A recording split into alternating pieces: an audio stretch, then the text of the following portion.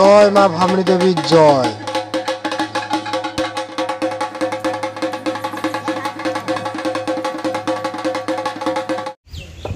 নমস্কার বন্ধুরা, আমি রাজেশ রায়।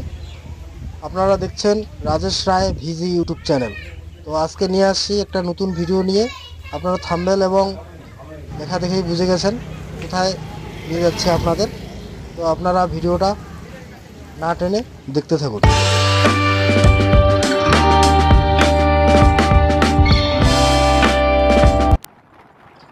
বন্ধুরা, হিন্দু ধর্ম মতে 51টা সতীপীঠ রয়েছে এই পৃথিবীতে। তো তার মধ্যে যেটা আমি যাচ্ছি আর কি, এটা হলো একটা সতীপীঠ। তো আমি যাচ্ছি, আমার বাড়ি হলো কুচবিহার ডিস্ট্রিক্টের মেকলিগঞ্জ ব্লকে চ্যাংড়াবান্ধায়।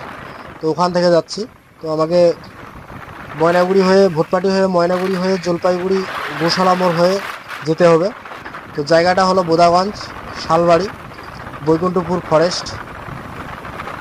আপনারা যদি আসেন তাহলে অবশ্যই কোথা থেকে আসতেছেন তার উপর নির্ভর করে আপনাদের আসতে হবে। আপনারা যদি শিলিগুড়ি থেকে আসেন তাহলে আপনারা ভেলাকপা হয়ে ওইদিকে ঢুকতে পারেন, কিংবা জলপাইগুড়ি গোশালা মোড় হয়ে এদিকে ঢুকতে পারেন বোদাগঞ্জের রাস্তায়।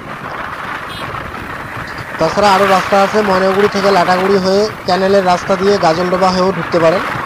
সব রকম রাস্তা আছে এখানে।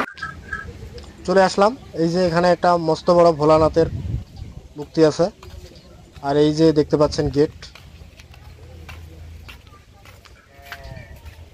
এই যে 51 পীঠ লেখা আছে, ত্রিশ্রোতা মাতা ভামরী দেবীর মন্দির, জায়গার নাম লেখা আছে, জলপাইগুড়ি ডিস্ট্রিক্ট। তো এই মন্দিরের নাম হলো ত্রিশ্রোতা। তিস্তা নদীর নাম অনুসারে ত্রিশ্রোতা নাম হয়েছে। আর ভামরী দেবীর মন্দির, ভামরী নাম হচ্ছে ভামরী মানে হচ্ছে মৌমাছি। তো মৌমাছির রূপে এক অসুরকে বধ করা হয়েছিল, সেই নাম অনুসারে এখানে ভামরী দেবী। তো এই যে মন্দিরের ভিতরের দিকটা আপনারা দেখতে পাচ্ছেন। এই মন্দির নিয়ে পৌরাণিক মতে অনেক ধরনের কাহিনী আছে। তো 51টা সতীপীঠের মধ্যে বলেছিলাম আগে। এই যে এইদিকে আরেকটা গেট দেখতে পাচ্ছেন, এই গেটেও আপনারা ঢুকতে পারেন। আর এদিকে এই যে মূল মন্দির ভিতর।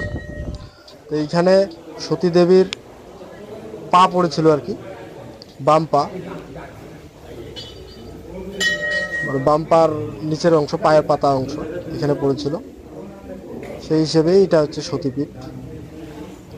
তো ভোলানাথ যখন সতী দেবী দেহত্যাগ করেছিল আর কি, তখন যে মহাতাণ্ডব শুরু করেছিল, তখনই ভগবান বিষ্ণু যে শরীরের খণ্ড খণ্ড করে করে পৃথিবীর যে খণ্ড যেখানেই পড়েছিল আর কি, সেখানেই পীঠ তৈরি হয়েছে। এই যে মন্দিরের গর্ভগৃহ, এই যে ভিতরের দিকটা দেখতে পাচ্ছেন, গুহার মতো রাস্তা। এখন ভিতরে যাচ্ছি।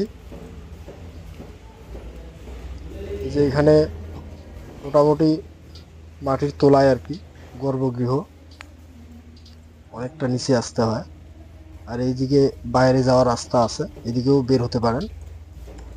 এদিকে একটু যাই আসি, কি আছে দেখে নিন। এই যে দেখতে পাচ্ছেন সিঁড়ি দিয়ে বাইরে যাওয়া যায়, তো বন্ধ আছে, তালা দেওয়া, তাই এদিকে যাওয়া যাবে না। ভিতরের দিকেই আবার ঘুরে যেতে হবে। তো জায়গাটা হলো জলপাইগুড়ি ডিস্ট্রিক্ট, বোদাগঞ্জ, বৈকুণ্ঠপুর ফরেস্ট। মন্দিরের নাম হলো ত্রিশ্রোতা ভামরী দেবীর মন্দির। এই যে এখানে পা পড়েছিল, জয় মা ভামরী দেবীর মন্দির জয়, প্রণাম করলাম। তো আপনারাও বন্ধুরা এই মন্দির ঘুরে আসতে পারেন। হিন্দু ধর্ম মতে এই মন্দির অত্যন্ত পবিত্র, আপনারা আসতে পারেন। আর এই যে দেখতে পাচ্ছেন এদিকে বিভিন্ন রকম দেবদেবীর মূর্তি আছে এখানে। এই যে মূল মন্দিরের ভিতরের দিকটা নিয়ে যাচ্ছি। তো পুজো আপনারা দিতে পারেন। পুজোর ডালি আপনারা এই মন্দিরের বাইরে ব্যবস্থা আছে, এখানে খাওয়া দাওয়ার ব্যবস্থাও আছে। আর এইখানে এই যে বাইরের দিকটা, এইখানে একটা মস্ত বড় এই যে নতুন মন্দির হয়েছে, এটা কিছুদিন আগে চালু হয়েছে। আর এইখানে দুটো বট গাছ আলাদা আলাদা জায়গা থেকে হয়ে উপরের দিকে একসঙ্গে হয়ে গেছে। এই যে দেখতে পাচ্ছেন দুটো বট গাছ একসঙ্গে হয়ে গেছে উপরে। আর এই যে নতুন মন্দির, অন্নপূর্ণা মন্দির চালু হয়েছে। আর এইদিকে একটা পুকুর আছে, পুকুর পাড়ে প্রচুর পদ্ম গাছ আছে, পদ্ম ফুলও আছে, সাদা পদ্ম সব। খুব সুন্দর পরিবেশ। আপনারা যারা ভ্রমণ পিপাসী মানুষ তারা ঘুরে আসতে পারেন। যারা দেবদেবীর বিশ্বাসী তারা তো আসতেই পারে পুজো দেওয়ার জন্য।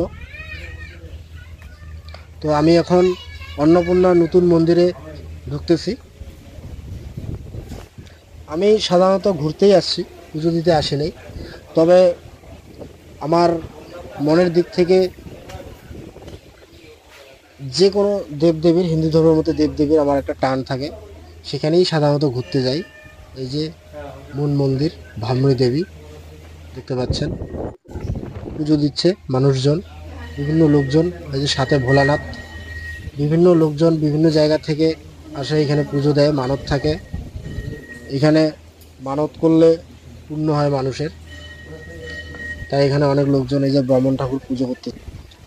বন্ধুরা, এই মন্দির নিয়ে বিভিন্ন রকম পৌরাণিক কাহিনী রয়েছে। লাল বাবা নামে একজন সন্ন্যাসী এই গভীর জঙ্গলে ধ্যান করত। সে নাকি স্বপ্নাদেশে এখানে পায়ের পাতার অংশ পেয়েছিল, মুক্তির আর কি। সেই অনুসারে তিনি এই মন্দির প্রতিষ্ঠা করেছিলেন আর পুজো দিয়েছেন। তারপর একে একে সব ধরনের দান দক্ষিণা এবং মানতের পর এই মন্দিরগুলো নির্মাণ হয়েছিল। তো বন্ধুরা, আপনারা যারা যারা ঠাকুর বা মন্দিরে মানত বা দান করতে চান তারা করতে পারেন এখানকার লোকাল কমিটির সঙ্গে আলোচনা করে। বন্ধুরা, ভিডিওটি ভালো লাগলে লাইক করবেন আর সাবস্ক্রাইব করে পাশে থাকবেন পরবর্তী ভিডিও পাওয়ার জন্য।